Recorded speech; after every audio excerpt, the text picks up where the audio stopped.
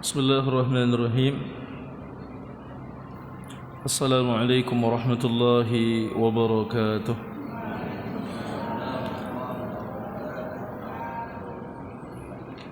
Alhamdulillahi rabbil alamin. Wassalatu wassalamu ala nabiyyina Muhammad khatamil anbiya'i wal mursalin wa ala alihi wa sahbihi ajma'in. اللهم ألهمنا رشدنا وأعذنا من شرور أنفسنا اللهم علمنا ما ينفعنا وأنفعنا بما علمتنا وزدنا علما ربي اشرح لي صدري ويسر لي أمري واحلل عقدة من لساني يفقهوا قولي. Hadirin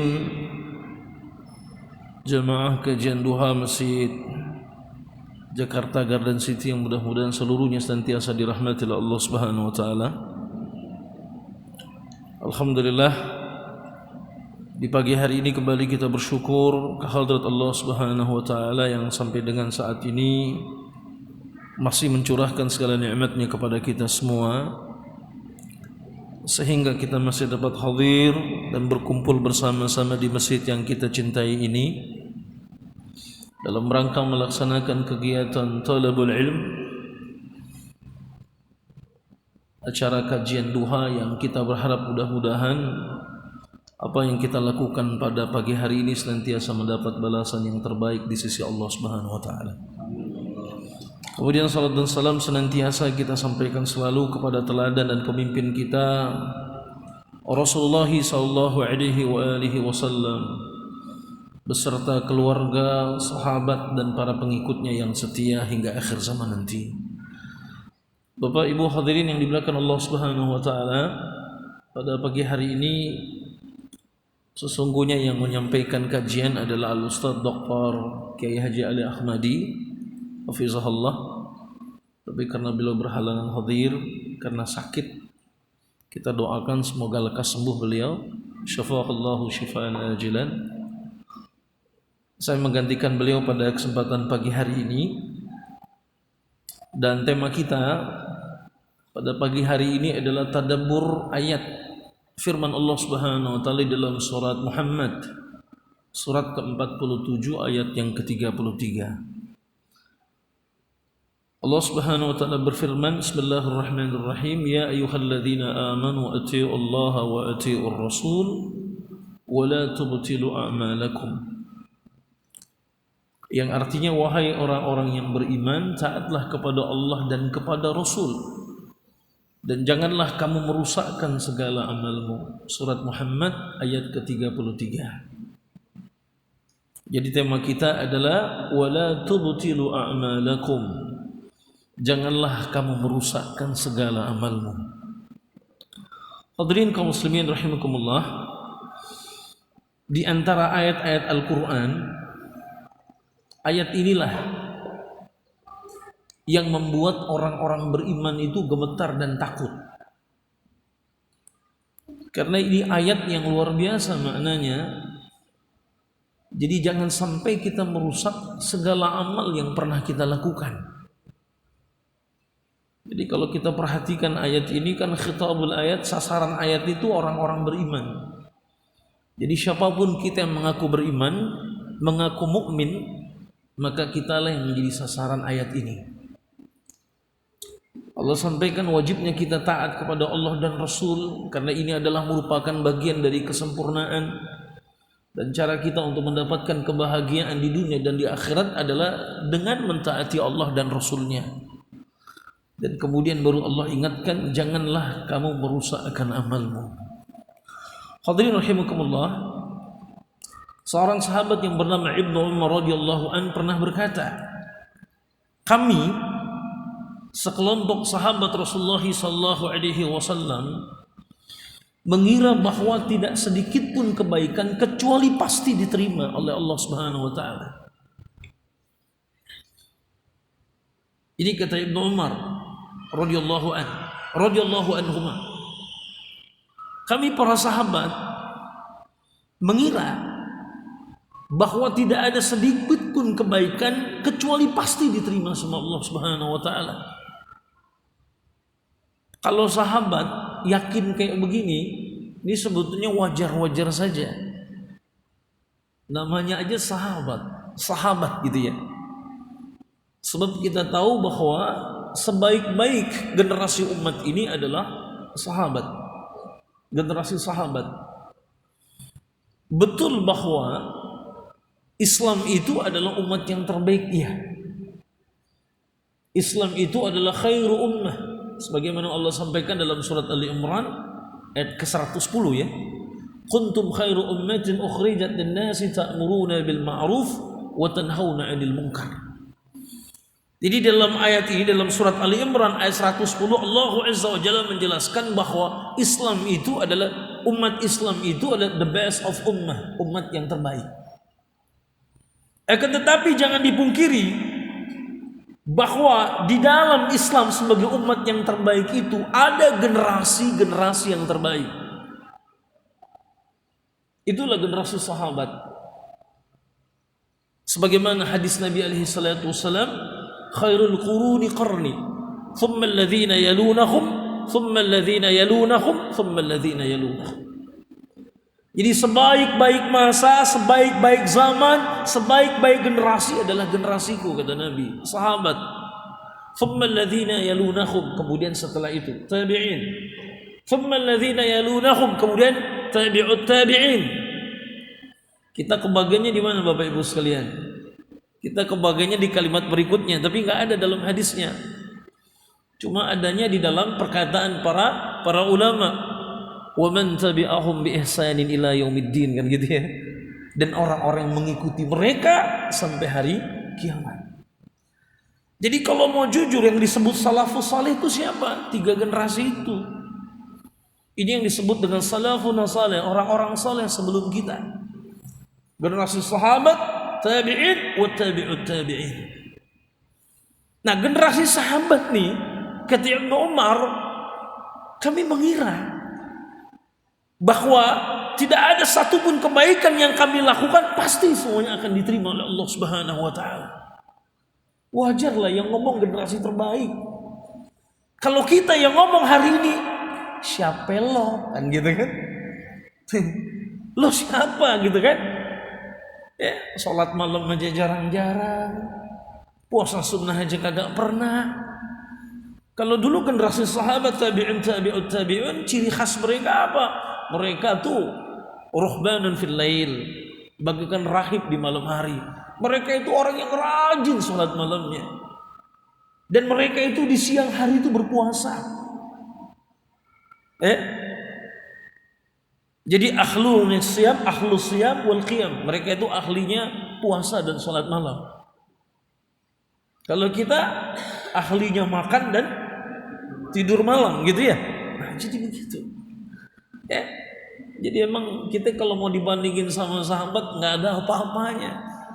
Wajar kalau kemudian mereka menganggap bahwa semua kebaikan, setiap kebaikan yang mereka lakukan itu pasti diterima oleh Allah Subhanahu wa taala. Hingga turunlah ayat ini.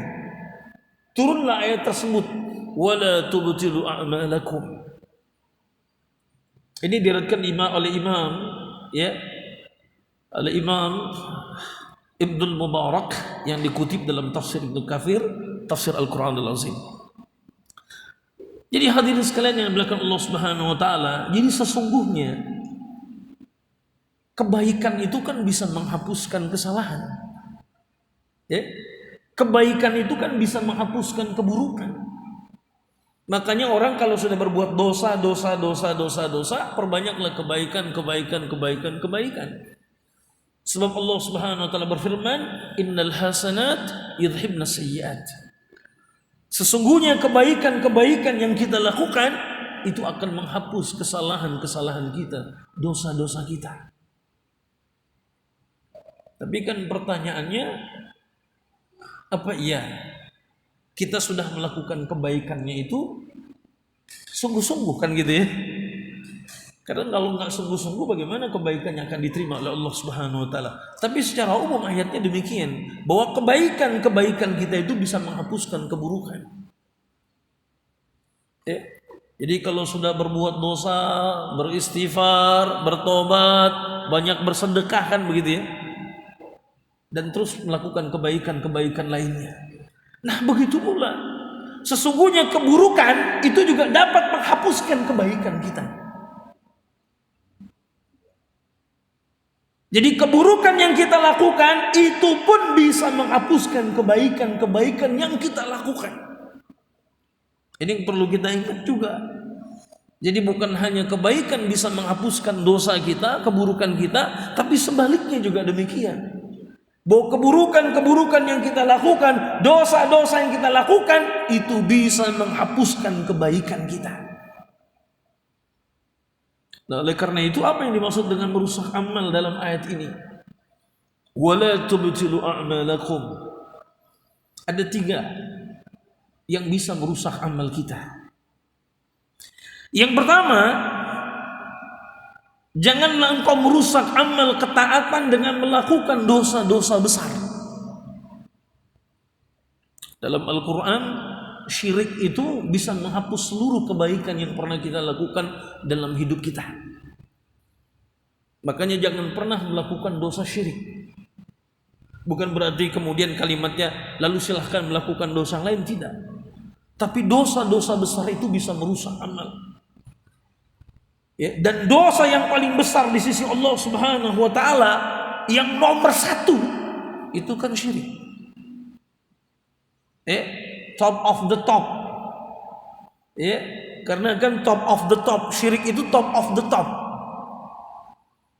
Jadi kalau kata Imam Az-Zahabi di dalam kitabnya Al-Kabair, dosa-dosa besar, itu dosa-dosa besar itu dalam kitab beliau rahimahullah itu ada 70 dosa besar. Tapi kita tidak bahas itu di sini. Karena ada 70, banyak ya, dan harus pakai referensi kitabnya. Nah, yang paling utama, yang paling puncak dari semua dosa besar itu adalah syirik. Makanya Al-Quran menyebutnya inna syirka la zulmun azim. Udah zulmun azim lagi. Kita udah zalim aja udah dosa gitu kan. Apalagi kezaliman yang teramat besar syirik itu. Apa itu syirik? Menyekutukan Allah Subhanahu wa taala. Apa itu syirik? Mencari tandingan Allah Azza wa Jalla untuk disembah dari makhluknya. Padahal Allah telah menciptakan kita, tapi kita malah menyembah selain Allah. Menduakan Allah Subhanahu wa taala, menduakan Allah Azza wa Jalla. Menyembah selain Allah. Nah, ketika melakukan itu, maka semua kebaikannya itu akan musnah. Makanya orang kalau sudah murtad atau berbuat syirik, seluruh kebaikan yang pernah dia lakukan dalam hidupnya habis semuanya.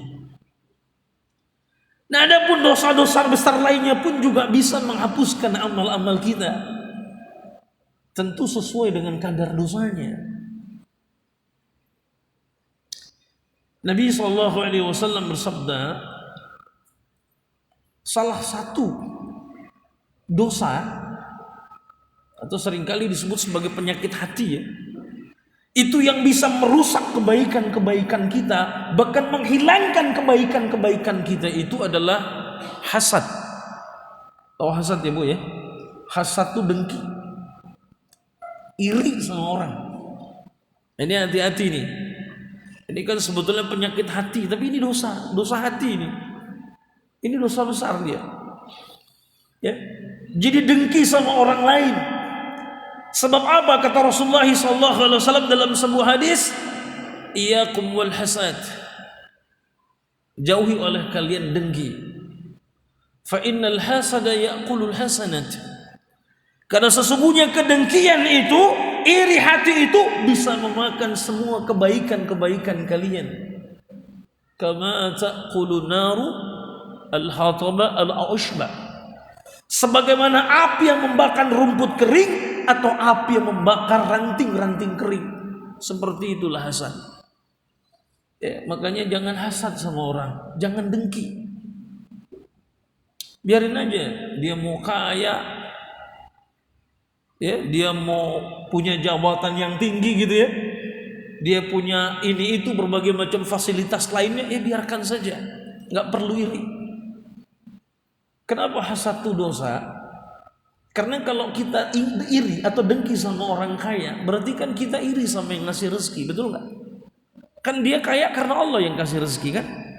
Berarti kalau antum nggak setuju, kita nggak setuju dengan kekayaan dia, kita iri, kita dengki, berarti kan sama. Kita nggak setuju dengan apa yang dilakukan oleh Allah Subhanahu Wa Taala. Biarkan saja. Terlepas kemudian kenikmatan itu kemudian betul-betul nikmat karena kesalehannya, atau istidraj, ya, tahu istidraj ya? Nikmat yang Allah segerakan karena dosa-dosa yang dia lakukan, itu biarkan saja. Ini kaum muslimin, Bapak Ibu yang dimuliakan Allah Subhanahu wa taala. Jadi melakukan dosa besar itu bisa merusak amal kita. Kemudian berlaku zalim kepada orang juga demikian. Masih ingat hadis tentang orang-orang yang bangkrut? Ya, saya kira mungkin para asatizah yang pernah menyampaikan tausiah di sini mungkin pernah menyebutkan hadis itu. Hadis tentang orang-orang yang bangkrut. Jadi orang-orang bangkrut itu disebut dalam bahasa Arab, dalam istilah hadisnya adalah al-muflisun. Muflis. Dia pakai fa. Al-muflisun. Jadi ada muflis, ada mukhlis, ada muklis. Itu beda. Kalau muflis pakai fa, itu orang yang bangkrut. Kalau mukhlis pakai kha, lam kemudian sad gitu ya, mukhlis itu orang yang ikhlas. Ya, jadi muflisun itu orang yang bangkrut, mukhlisun itu orang yang ikhlas. Ada lagi satu lagi muklis. Muka ustaz kelakuan iblis. Ini lain lagi nih. Ya. Mukanya ustaz kelakuannya kayak iblis. Ya. Betul ya? Kemarin di Bandung ada kejadian salah satu rumah tahfiz, siswinya diruda paksa. Nah, ini kan mukanya ustaz tapi kelakuannya iblis. Sampai ada yang 2 kali melahirkan ya, waliyazubillah. Ini hati-hati nih. Ini cara-cara begini khawatirnya bisa memfitnah rumah-rumah tahfiz yang ada. Padahal ini kan oknum ya. Ini saya bilang ini penjahat kelamin yang begini. Tapi perwujud ustadznya ini muklis, di muka ustadz kelakuannya iblis. Ya, cukup banyak santriwatinya kan. Waliyazubillah. Nah ini, nah yang dibicarakan Nabi itu muflis, orang yang bangkrut. Hadisnya hadis sahih dari Imam Muslim. Rasul bertanya kepada para sahabat, atadruna mal muflis? Tahu nggak kalian siapa orang-orang yang bangkrut? Kita kalau ditanya, tahu nggak kalian siapa orang-orang bangkrut? Mungkin jawaban kita nggak jauh beda dengan para sahabat Nabi alaihi salatu wassalam. Para sahabat radhiyallahu anhum ajma'in. Apa kata sahabat? Al-muflisu fina. Orang yang bangkrut di antara kami adalah orang man la dirhamu lahu wa la mata'un. Orang yang nggak punya uang dan nggak punya harta benda. Setuju nggak? Kira-kira begitu ya? Kapan kita dikatakan bangkrut? Kalau orang Betawi maaf, bilangnya belangsak begitu ya. Gitu ya. Jadi kapan orang dikatakan bangkrut? Kalau dia nggak punya uang dan nggak punya harta benda. 2 loh. Sebab ada orang nggak punya uang tapi harta bendanya banyak. Betul Pak Haji nggak punya uang? Betul, gue nggak punya uang cash. Rekening gue juga kosong. Tapi itu tanah gue 30 hektar, rumah kontrakan gue 500 pintu. Wah, tapi susah juga mau dibilang begitu ya. Emang kemana Pak Haji? Rekeningnya dikuras, tahu tiba-tiba hilang. Duit gue juga dimaling, dia gak punya uang ya. Tapi harta bendanya banyak kan, kaya dia. Bapak gak punya mobil, gak punya. Bapak gak punya motor, gak punya. Bapak gak punya rumah, gak punya. Tapi tolong nak cek di rekening saya ada uang 2M. Gitu ya? Enggak? Betul Bu ya? Gitu Pak ya? Kita aja sekarang jalan sendirian, jalan berdua sama istri, nggak perlu bawa macam-macam, cukup bawa ini saja. Udah bisa kan ngapa-ngapain kan? Pesan hotel pakai ini, bayar pakai ini, mau kendaraan kesana kembali tinggal pakai apa namanya? Driver online ya, semua ada di sini. Jadi itu kan. Nah, jadi harta benda nggak punya, uang nggak ada, begitu kata sahabat. Tapi ternyata jawabannya bukan itu kata Nabi. Maka Rasulullah SAW menjawab, al-muflisu min ummati. Orang yang bangkrut di antara umatku, orang yang bangkrut di kalangan umatku, ya'ti yaumal qiyamati bis salati. Orang yang datang nanti menghadap Allah, datang kepada Allah Subhanahu wa taala dengan pahala yang banyak. Pahala salatnya, pahala puasanya, pahala zakatnya, belum lagi pahala-pahala yang lain kan, hajinya, umrohnya, banyak pahalanya. Dia datang tuh di hadapan Allah Subhanahu wa taala di yaumul mahsyar nanti itu dengan pahala yang banyak. Akan tetapi wa ya'ti qad syatama hadha wa qadhafa hadha wa kalama hadha wa dharaba hadha. Akan tetapi di saat yang sama dia datang kepada Allah dengan membawa dosa. Dia pernah caci maki orang, fitnah orang, apalagi mencela orang lain, memukul orang, makan harta orang, membunuh orang. Apa kata Nabi SAW? Orang yang pernah dia zalimi di dunia itu mengantri, itu antri menuntut keadilan di hadapan Allah Subhanahu wa taala di yaumul mahsyar nanti. Lalu apa kata Rasulullah SAW? Maka kebaikan orang tersebut diberikan oleh Allah Subhanahu wa taala kepada orang yang ia zalimi. Jadi kebaikannya itu dibagi. Saya pernah mukul orang, dia nuntut di hadapan Allah, kebaikan saya diambil oleh Allah, diberikan kepadanya. Saya pernah makan harta orang, Allah ambil kebaikan saya, pahala saya Allah berikan kepada dia. Terus sampai apa kata Rasulullah SAW? Sampai kebaikannya habis. Begitu sudah habis kebaikannya, apakah berhenti? Tidak. Yang pernah dia zalim itu banyak, kata Nabi.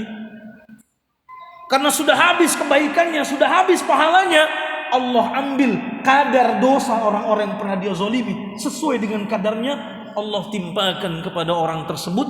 Thumma turiha finnar. Kemudian Allah campakkan dia ke dalam neraka. Jelas, bangkrutnya tuh. Bukan bangkrut lagi. Banyak orang yang kaya dengan banyak hutang, betul nggak? Betul nggak? Kadang kita ngeliat orang kaya gitu, kaya banget ya. Tapi kalau mau jujur tanya sama dia, Pak, utangnya berapa? Waduh, jangan tanya deh. Ini aset 100 M, utang adalah 120 nih. Gitu ya. Ini tahu nggak kamu? Saya kaya karena hutang ini, kata dia gitu kan. Jadi banyak orang kaya dengan banyak hutangnya. Banyak orang kaya dengan sedikit hutangnya. Banyak orang kaya dia nggak punya hutang, ada. Nanti di akhirat juga begitu. Banyak orang yang kaya amalnya, kaya kebaikannya, akan tetapi tidak sedikit hutang yang harus dilunasinya nanti di akhirat. Makanya hati-hati. Jangan jadi orang gampang cela, gampang maki, mukul, ngambil harta orang, fitnah orang, nuduh orang. Hati-hati. Semua akan dibalas oleh Allah Subhanahu wa taala di akhirat nanti. Baik ya, itu yang pertama yang bisa merusak amal. Apa yang dimaksud dengan merusak amal? Yang pertama, janganlah engkau merusak amal ketaatan dengan melakukan dosa-dosa besar.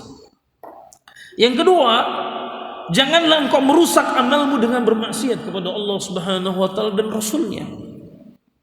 Allah perintahkan kita salat, kita nggak salat, kita malas-malesan salatnya.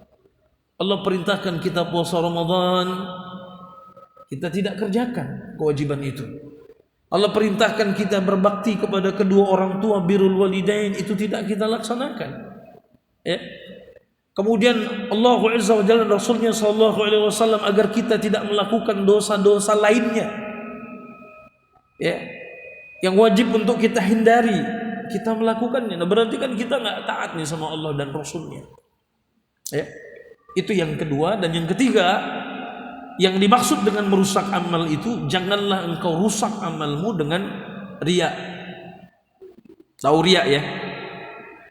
Riya itu beramal untuk mencari kedudukan di hati manusia, itu riya. Ya. Jadi riya ini lawannya ikhlas.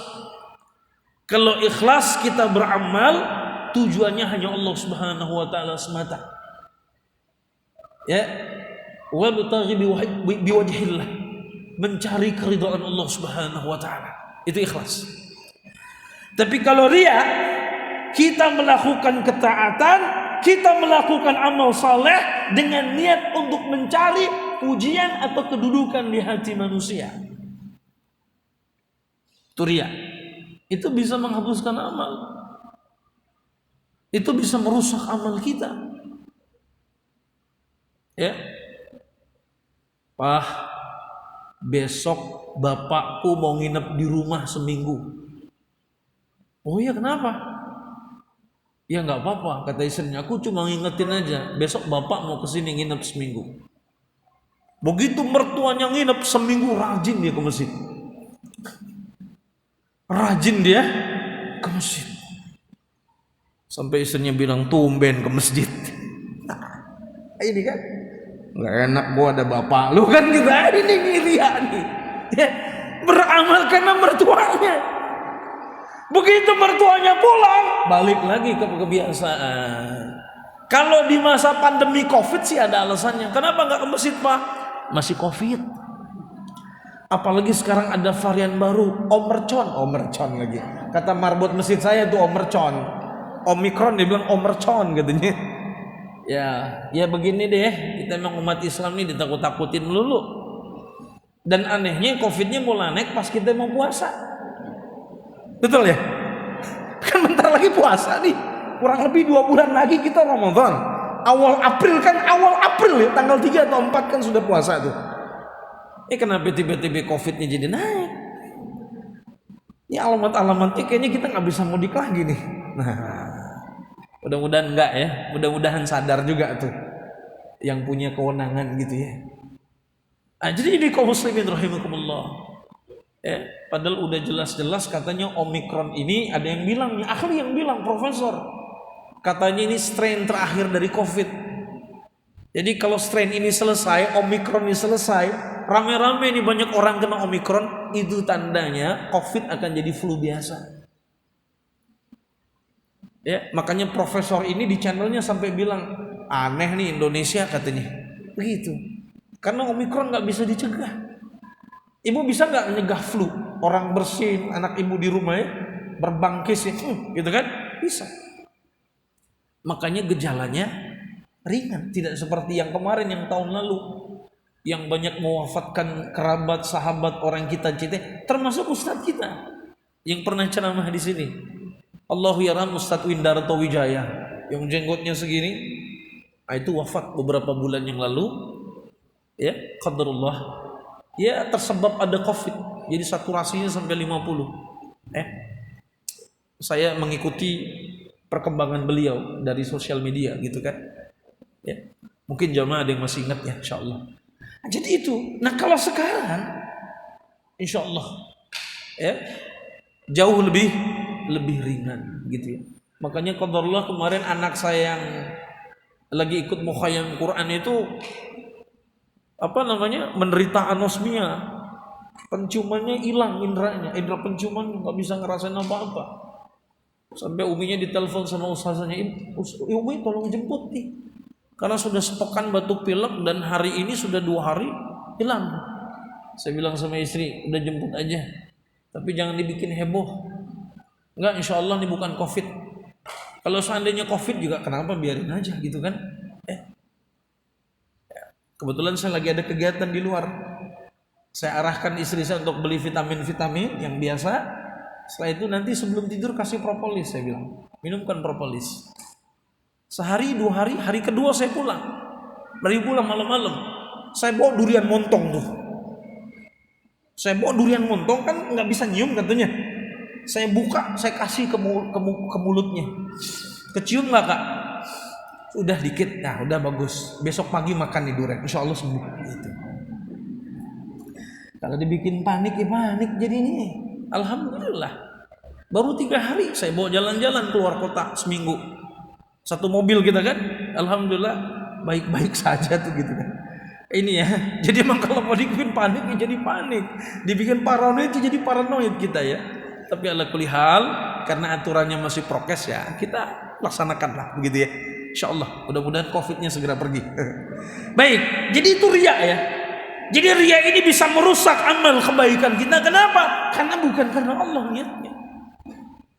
Karena untuk mencari kedudukan di hati manusia, pujian pada manusia. Makanya orang kalau riya beramal itu udah nggak dapat pujian lagi, udah nggak dapat tepuk tangan lagi, udah nggak dapat lontaran kalimat-kalimat yang baik pada dirinya, dia udah males tuh, udah capek sendiri. Makanya orang kalau beramal karena riya itu capek sendiri, dia bukan hanya merusak amal tapi juga capek pada akhirnya. Dan perlu diingat, riya itu pada amal saleh. Jadi orang kalau misalnya kaya lalu pamer-pamer kekayaan itu bukan riya. Karena memang pamer kekayaan bukan bagian dari amal saleh kan? Nggak ada hubungannya. Jadi setiap ketaatan amal saleh yang kita lakukan bukan karena Allah, itu riya. Kemudian ujub, ini juga bisa merusak amal kita. Apa ujub? Ujub itu bangga dengan amal sendiri sehingga kemudian merendahkan orang lain, menganggap remeh amalan orang lain. Ini kemana nih yang ngaji nih? Dikit amat misalnya. Emang lain belum dapat hidayah apa? Hati-hati nih. Ini bikin kita jadi ujub nih, jadi sombong. Wah ya, lo kesan lo aja yang dapat hidayah. Ustadz Adi Hidayah aja yang punya hidayah nggak pernah ngomong begitu dia. Adi Hidayat ya maksudnya, gitu ya. Jadi gitu kan. Kemudian apa? Sum'ah, memperdengarkan kebaikan dengan maksud untuk mendapatkan pujian dari orang. Ragu-ragu tentang amal saleh yang dilakukannya, ragu-ragu tentang kebaikan yang dilakukannya. Kemudian ghibah, kalau ghibah udah pada tahu ya, ngomongin orang. Dosa ghibah itu sederhana saja. Kalau kita ngomongin orang, maka apa? Apa yang Allah Azza wa Jalla akan lakukan kepada kita di yaumil akhir nanti? Allah akan berikan kebaikan kita kepada orang yang kita ghibahi. Makanya kalau ada orang yang ghibahin kita dan kita tahu, Pak lagi diomongin, Pak banyak ngomongin Bapak katanya begini-begini, alhamdulillah, ada aja yang mau nambahin pahala saya. Kenapa? Karena ghibah itu bagi orang dighibahi itu semacam passive income. Bapak Ibu tahu passive income kan? Kita nggak ngapa-ngapain, duduk di rumah tapi rekening kita ada yang ngisiin. Kerja enggak, ya? Tapi tiba-tiba ada Pak, saya transfer ya. Apa ini? Uang pulsa. Karena ada juga kan dulu yang minta pulsa kan di nomor kita kan. Tolong mamah lagi di polsek, tolong kirim pulsa kan gitu ya. Ini nggak ditransfer nih. Ini apa lagi nih? Ini passive income. Nah kalau ada orang menghibahi kita, itu passive income. Kita nggak ngapa-ngapain, kita lagi nggak sholat, kita lagi nggak baca Quran, tapi insya Allah tabungan kebaikan kita nambah. Dan hati-hati bagi yang ghibah, berarti kan kebaikannya terambil. Makanya saya ingat dulu Kiai Haji Abdullah Jimnastiar Agim itu pernah cerita dalam satu episode ya. Udah lama sih kejadiannya, kira-kira belasan tahun yang lalu lah. Jadi kata Agim, ada ibu-ibu telepon saya. Ibu itu bilang, Agim saya minta maaf. Kenapa Bu? Karena saya selama ini ngomongin AA. Karena Agim kan pernah poligami gitu ya. Jadi rame nih di ibu-ibu ngomongin, mohon maaf ya, saya selama ini ngomongin Agim. Kata Agim begini, saya sudah maafkan siapapun orang yang berbuat salah dengan saya. Tapi ibu ini belum selesai. Tapi tolong Teh AA kembalikan pahala ibu. Gitu. Ini kalau urusan pahala bukan lagi Allah Azza wa Jalla. Karena ternyata ibu ini mungkin habis ngaji gitu ya. Kalau habis dapat materi tadi, kalau kita ngomongin aib orang, kebaikan kita, pahala kita Allah akan berikan kepada orang yang kita bicarakan aibnya. Makanya ibu itu nagih, tolong Teh AA kembalikan pahala ibu gitu kan. Ya, baik ya. Jadi insya Allah ibu-ibu nggak ada yang perlu saya kembalikan pahalanya ya. Jadi itu. Ini ghibah, kemudian nifak. Ini nifak juga ngeri nih. Oh nifaknya. Nifak ini pelakunya disebut munafik. Jadi nifak itu sifat yang dimiliki oleh seseorang, dan yang uniknya nifak ini justru bukan dimiliki oleh orang kafir, bukan. Nifak ini sifat yang dimiliki oleh orang yang mengaku dirinya muslim. Nifak itu kan dari kata nafaqah. Nafaqah itu lubang yang tembus. Ini lubang, tembus dia, ada lubang lagi, itu nafaqah. Dan biasanya itu terjadi pada hewan-hewan seperti tikus.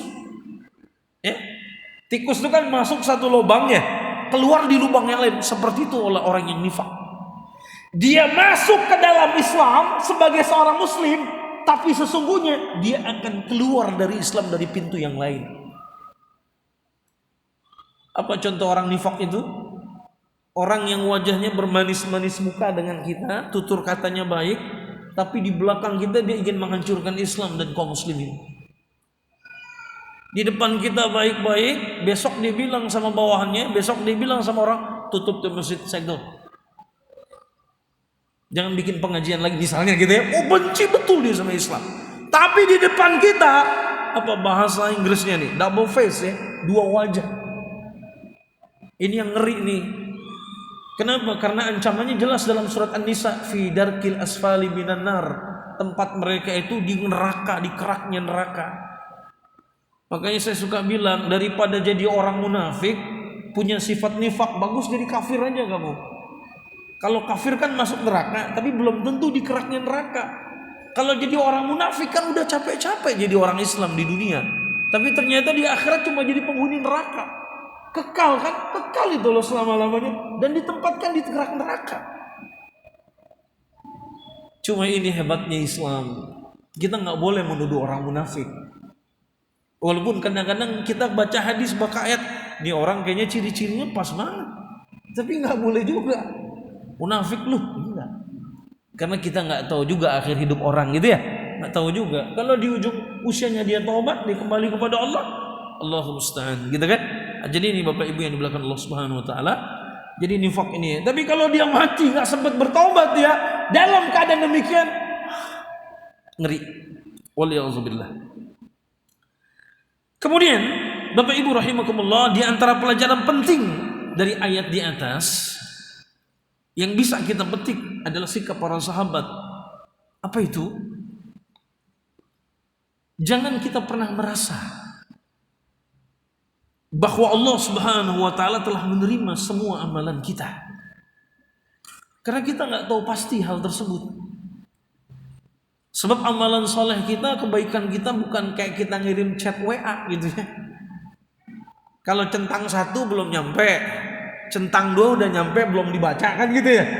Centang 2 biru udah dibaca, tapi kapan tahu diterimanya? Udah dibaca, tapi kapan betul-betul diterima? Kalau dia udah balas, terima kasih ya Ustadz, terima kasih ya Bapak, terima kasih ya Ibu, alhamdulillah. Bukan cuma nyampe, dibalas. Dan ini kaum muslimin Bapak Ibu yang dimuliakan Allah Subhanahu wa taala. Jadi jangan pernah kita merasa bahwa Allah Azza wa Jalla telah menerima amalan kita, sedangkan kita nggak pernah tahu pasti. Yang akibat anggapan tersebut, kita merasa amalan kita sudah banyak, sehingga kita merasa takabur, kita ujub, bahkan kita menjadi bermudah-mudahan atau meremehkan terhadap dosa sekecil apapun. Jangan ngerasa amal kita itu udah banyak. Pak, nggak sholat lagi di masjid.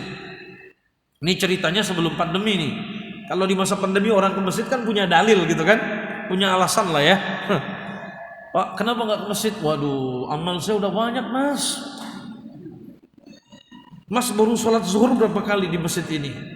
Ya saya baru tinggal di sini, di perumahan ini baru 2 tahun pak. 2 tahun itu berapa hari mas? Ya, kan begitu ya.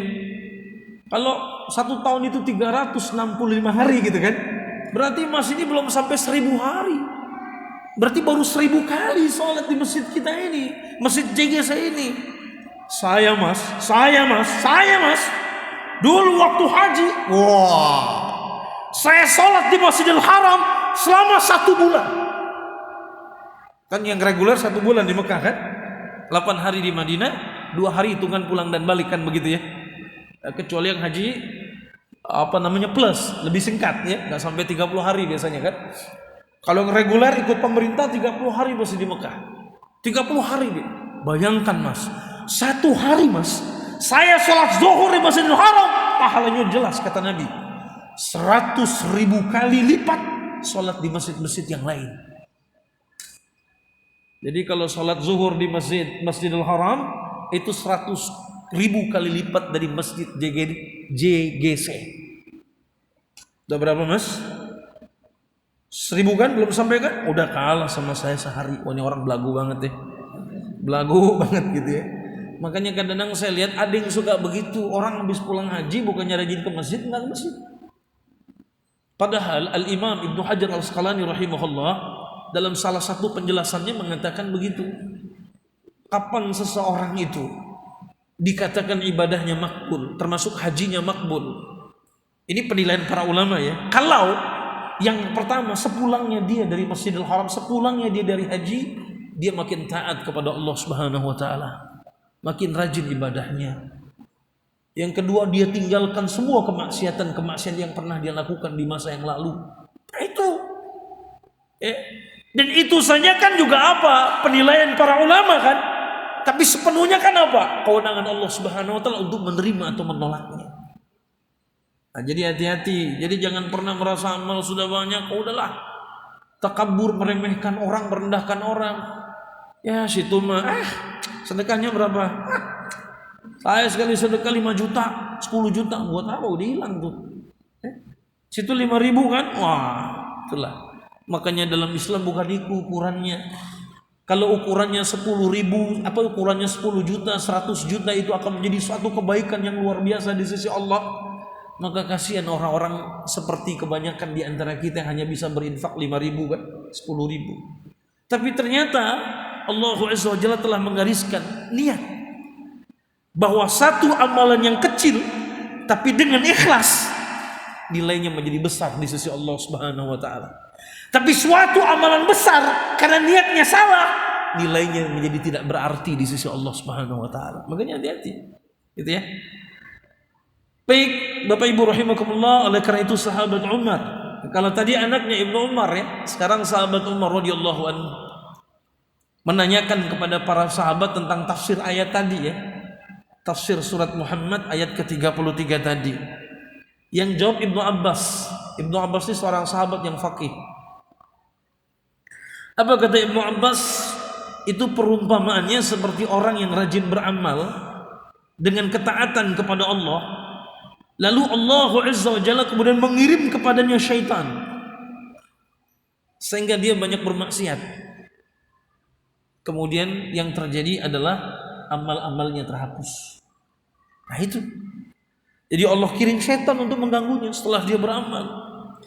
Ya, makanya di antara yang paling umum diganggu oleh syaitan sebelum yang lainnya itu niat dulu. Niat. Ya, udah capek-capek bangun jam 3 pagi bawa anak buah ke masjid. Karena pengusaha kan anak buahnya banyak. 1, 2, 3, 4 ikut bapak. Siapa? Itu bawa karpet yang sudah saya beli kemarin. Udah semeternya 600.000 ya Pak. Kita kemana Pak? Kita ke masjid. Supaya orang gak tahu amal soleh kita. Wow, kata majikannya gitu kan. Gitu Pak, jam 3 kita bangun, kita ke masjid. Dibuka pintu masjid, wow, karpet 5 saf dipasang tuh yang harganya mahal ya. Semeternya 600.000. Ikhlas? Insya Allah. Buktinya jam 3 pagi masangnya kan. Oh, begitu salat subuh, orang gak banyak tahu. Ini karpetnya bagus banget nih. Siapa yang masang nih? Orangnya salat di situ, diam aja. Masya Allah. Wah. Tiba-tiba aja jamaah nyeletuk. Tapi motifnya kayaknya kurang matching sama cat temboknya. Marah dia. Kamu ini ya, saya ini udah capek-capek jam 3 sama anak buah saya pasang. Hah? Kamu bilang gak matching? Nah, dah selesai itu amalnya. Selesai kan? Itu digoda sama syaitan. Makanya kalau beramal soleh jangan baperan. Biarin aja.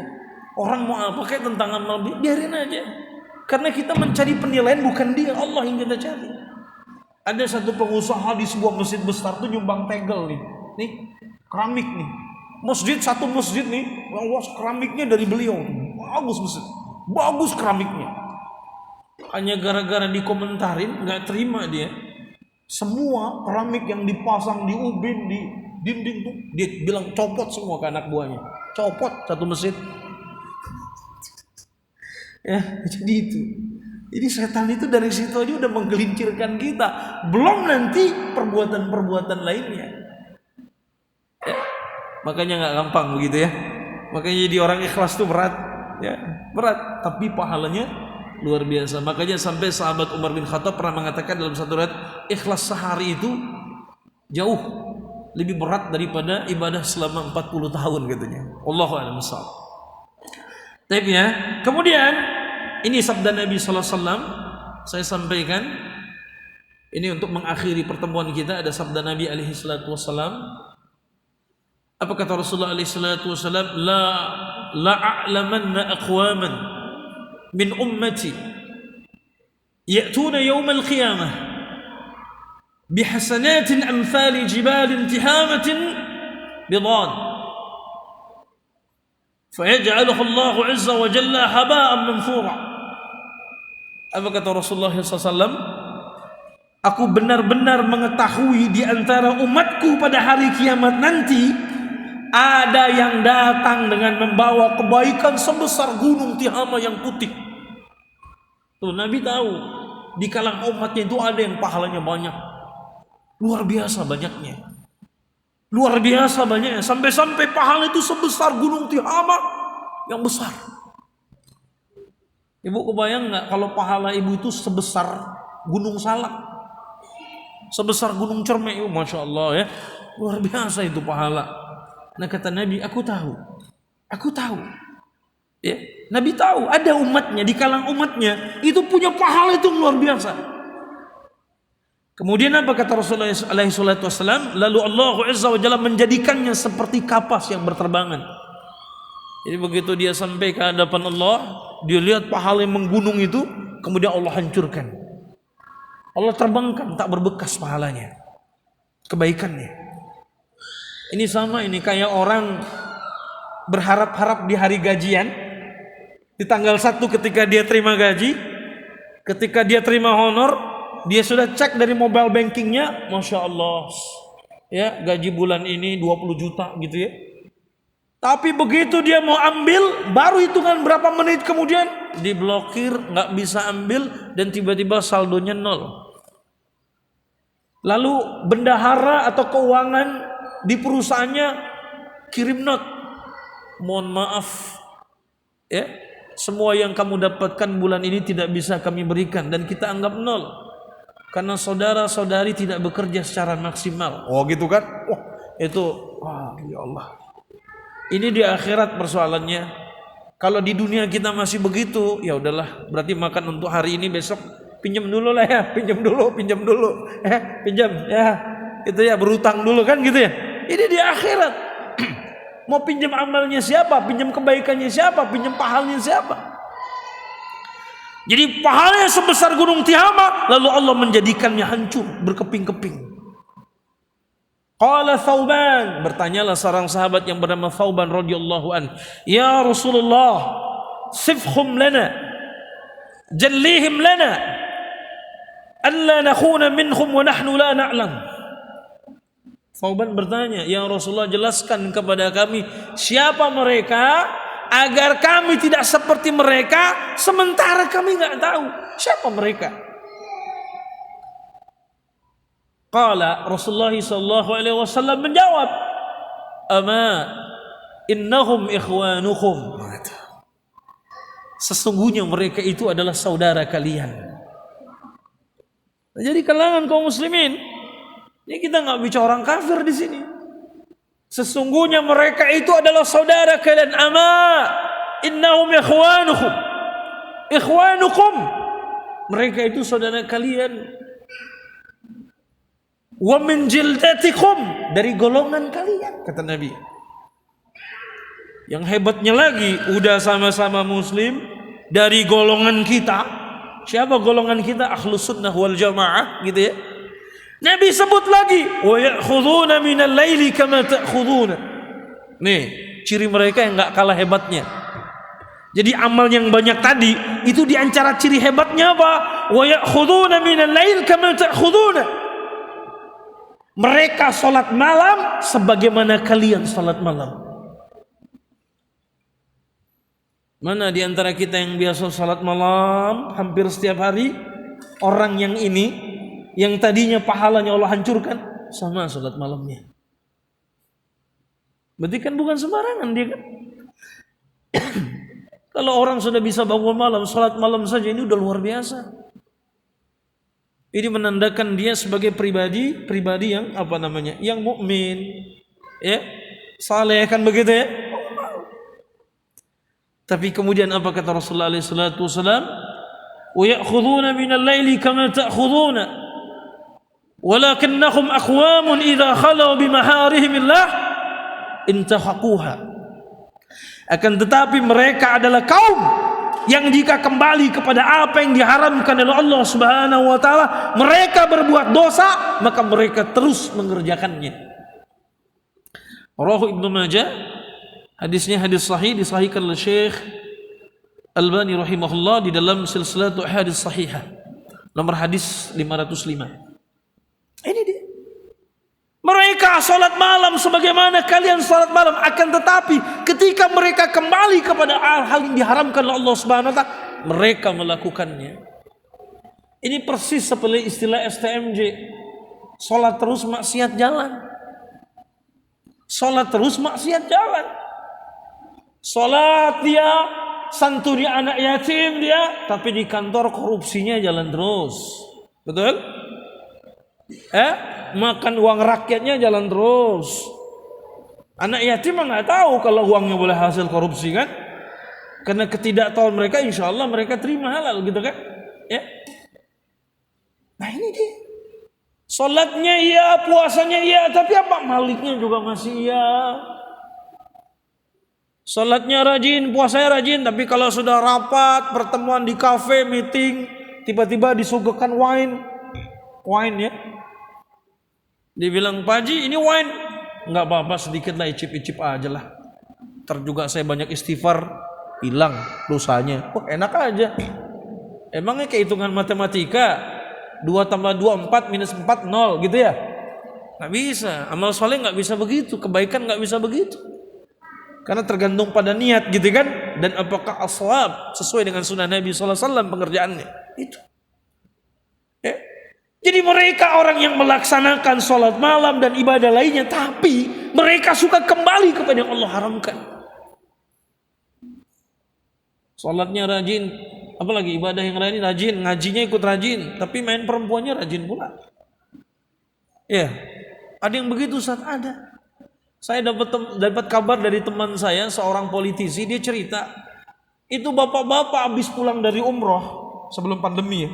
Teman-temannya sahabat saya ini habis pulang dari umroh, begitu sampai ke Jakarta pada check-in di hotel sama perempuan, geblek nggak tuh? Kalau perempuan istrinya sih nggak masalah, bukan istrinya, bukan mahramnya. Berarti kalau gitu pertanyaan, ibadahnya apa? Ibadahnya main-main. Makanya banyak orang hari ini ibadah cuma sekedar entertainment doang, hiburan. Biar dilihat orang sholat, biar dilihat orang umroh, biar dilihat orang lagi ngaji. Itu dia. Yang begitu tuh gak ada makna ibadah kayak begitu. Makanya kalau kita melakukan maksiat, pertanyaan paling awal, kenapa saya sudah beribadah tapi masih sering bermaksiat? Kenapa saya sholat, puasa, tapi masih terus melakukan kemaksiat? Pertanyaan, coba cek sholatnya udah bener belum? Bener bukan pada syarat dan rukunnya ya. Niatnya udah bener belum? Kadang-kadang sholatnya buru-buru di akhir waktu ya, niatnya juga bukan karena Allah ya. Kalau udah padahal kan sesungguhnya kalau sholat kita benar, inna salata tanha 'anil fahsya'i wal munkar. Saya ingat ya, waktu saya masih SMA, saya tuh suka baca kitab tafsir Al-Azhar ditulis oleh Buya Hamka rahimahullah. Saya lupa pada juz keberapa, pada bab keberapa Buya Hamka tuh cerita, Kata Buya Hamka, ini sholat subuh yang paling nikmat dalam hidup saya. Kapan sholat subuh paling nikmat yang dirasakan Buya Hamka? Ketika beliau pernah berangkat ke Amerika. Ya, mungkin ada tugas dakwah di sana, karena beliau seorang ulama ya. Beliau berangkat ke Amerika, sampai di Amerika di sebuah hotel, tengah malam tuh diketok sama perempuan bule. Yang kira-kira bahasanya, apakah Tuhan membutuhkan saya? Perempuan bule itu mau masuk ke kamarnya Buya Hamka. Oh, dia kan kagak tahu Buya Hamka itu ulama. Orang alim di negerinya. Kata Buya Hamka, no, get out here, keluar. Mau masuk didorong, ditutup, pergi. Di situ kata Buya Hamka, perang batin itu terjadi. Ya Allah, jauh-jauh saya dari negeri ke negeri orang, jauh saya dari istri, jauh saya dari anak-anak. Kalaupun saya berbuatnya nggak ada orang yang tahu. Itu semalaman Buya nggak bisa tidur. Tapi begitu dia takbir di sholat subuh itu, Allahu Akbar, dia bilang itu sholat subuh paling nikmat dalam hidup saya. Ketika fungsi sholat itu berjalan, inna salata tanha 'anil fakhsya'i wal munkar. Itu ya. Nah, jadi itu periksa salat-salat kita. Taib. Jadi ini kata Nabi sallallahu alaihi wasallam, oleh karena kita berlindung kepada Allah Azza wa Jalla dari ketertipuan terhadap amalan-amalan yang kita lakukan yang membuat kita takabur dan menganggap mudah untuk melakukan dosa. Oleh karena kaum muslimin rahimakumullah, di antara tanda baiknya amalan kita adalah pada amalan yang mengiringinya. Jadi di antara tanda baiknya amalan kita itu ada pada amalan yang mengiringinya. Ya. Makanya kalau kita melakukan amal kebaikan, setelah itu kemudian amalannya buruk, ya itu kan buah dari amalan sebelumnya yang walaupun nampaknya amalan sebelum itu terlihat baik. Makanya seorang ulama mengatakan innal hasanati hasanata ba'daha wa inna sayyiati sayyiata ba'daha.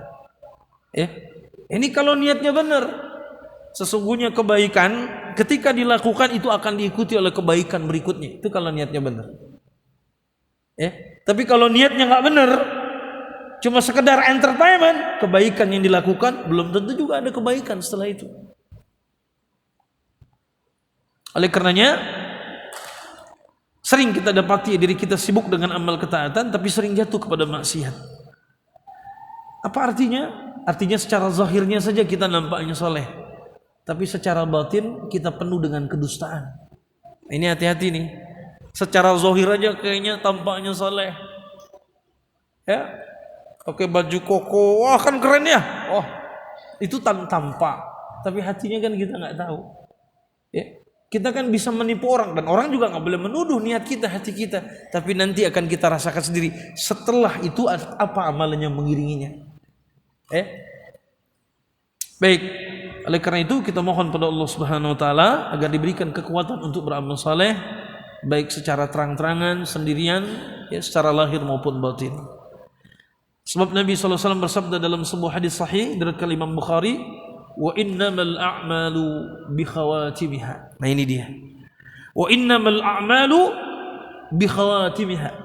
Sesungguhnya amalan itu tergantung pada penutupnya. Jadi tergantung pada penutupnya. Jadi amalan-amalan kebaikan kita itu tergantung pada penutupnya. Jadi ini kaum muslimin rahimakumullah. Oleh karenanya Syekh Az-Zarqani rahimahullah dalam Syarah Al-Muwatta menerangkan makna hadis ini. Kata beliau, ini bahwasanya nasib seseorang itu ditentukan oleh amalan terakhirnya. Dan dengan amalan terakhir itulah dia akan diberi balasan oleh Allah Subhanahu wa taala. Makanya kita nggak tahu amalan terakhir kita. Makanya kita terus berdoa kepada Allah Subhanahu wa taala agar Allah mewafatkan kita dalam keadaan husnul khatimah. Iya. Karena tidak sedikit orang kelihatannya baik, di akhir hayatnya dia melakukan perbuatan dosa dan dia mati dalam keadaan demikian. Jadi itu.